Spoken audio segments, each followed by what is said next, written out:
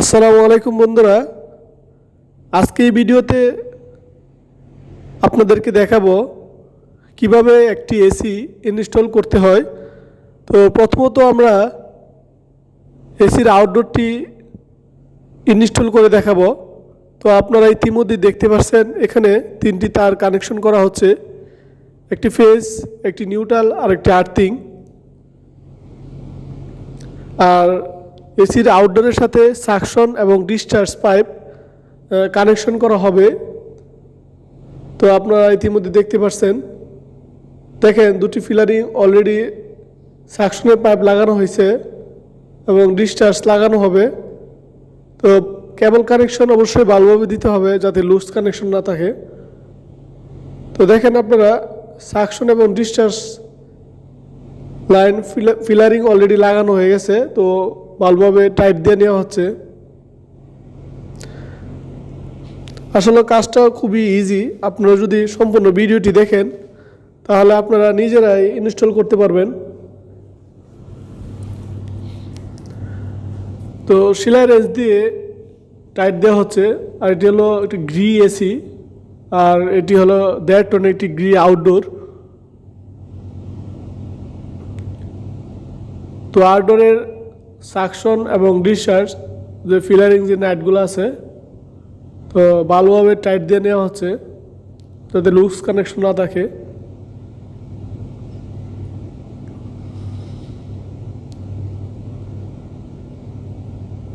এবং ভালোভাবে ইনসুলেশন করতে হবে যাতে বাতাস না লাগে, বাইরের আবহাওয়া যাতে সাকশন এবং ডিসচার্জ পাইপে না প্রবেশ করতে পারে। তো আপনারা ইতিমধ্যে দেখতে পাচ্ছেন ফিলারিং নাইট দেওয়া কমপ্লিট। এখন গ্যাস ছাড়ার জন্য যে দুটি ক্যাপ রয়েছে সাকশন এবং ডিসচার্জ, তো এই দুটি খুলে নেওয়া হচ্ছে। তো দেখেন আমি প্রথমত সাকশন এবং ডিসচার্জ লাইনের দুটি ক্যাপ খুলে নেওয়া হচ্ছে। তো দেখেন এখানে একটি এলিঙ্কি নেওয়া হয়েছে।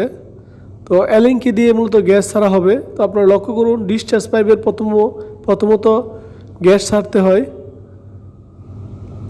তো অনেক জায়গায় আর ভ্যাকুয়াম করতে হয়, এখানে ভ্যাকুয়াম করে নাই। দেখেন অলরেডি একদিকে গ্যাস ছাড়ছে আর অন্যদিকে সাকশন পাইপের নন রিটার্ন থেকে গ্যাস হালকা ছেড়ে দিছে।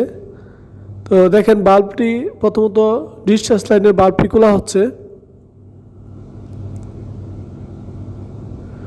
তো আপনারা প্রপারলি খুলে নেবেন। আর দ্বিতীয়ত সাকশন পাইপের যে এলিঙ্কি যে বাল্বটি রয়েছে সেটি খুলে দেওয়া হচ্ছে। তো একটি আউটডোরের বসানোর পর বা সেটিং করার পর ফিলারিং দুটি নাট টাইট দিয়ে বাল্ব দুটো ওপেন করে দেয় মূলত কাজ, মেন কাজ। আর কিভাবে সেটিং করতে হয়, একটি আউটডোর বেজ বসাতে হয়, এগুলো আপনারা নিজেরাই পারবেন মাপ দিয়ে। তো আমি ভিডিওতে অ্যাড করে নাই যাতে ভিডিওটি লং না হয়। তো বাল্ব দুটি খুলে দেওয়ার পর আবার ক্যাপটি লাগিয়ে দেওয়া হয়েছে। তো আপনারা দেখতে পাচ্ছেন সেলাই রেঞ্জ দিয়ে টাইট দেওয়া হচ্ছে। তো আশা করি একটি আউটডোর সেটিং করার পরে কি করতে হয় আপনারা অলরেডি জেনে গেছেন।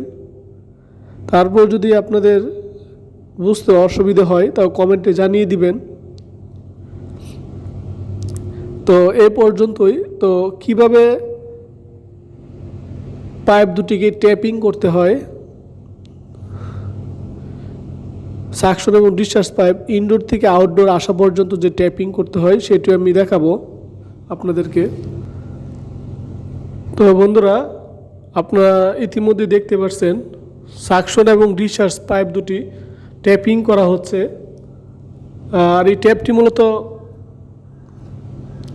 একটি প্লাস্টিক জাতীয় ট্যাপ, এর ভিতরে পানি প্রবেশ করতে পারে না।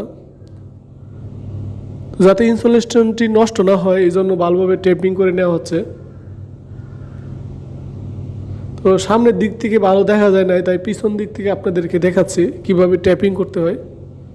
তো এখনও ইনডোরটি কীভাবে কানেকশন করতে হয় সেটি দেখাবো। তো বন্ধুরা প্রথমত ইনডোরে যে বেসটি আছে সেটি আপনারা বসাবেন হ্যামার ডিল দিয়ে ডিল করে, তারপর স্ক্রু দিয়ে সমানভাবে মাপ নিয়ে তো প্রথমত ইনডোরের বেস সেটি বসাবেন। তারপর দ্বিতীয়ত আপনাদের যা করতে হবে, বেসটি বসানোর পরে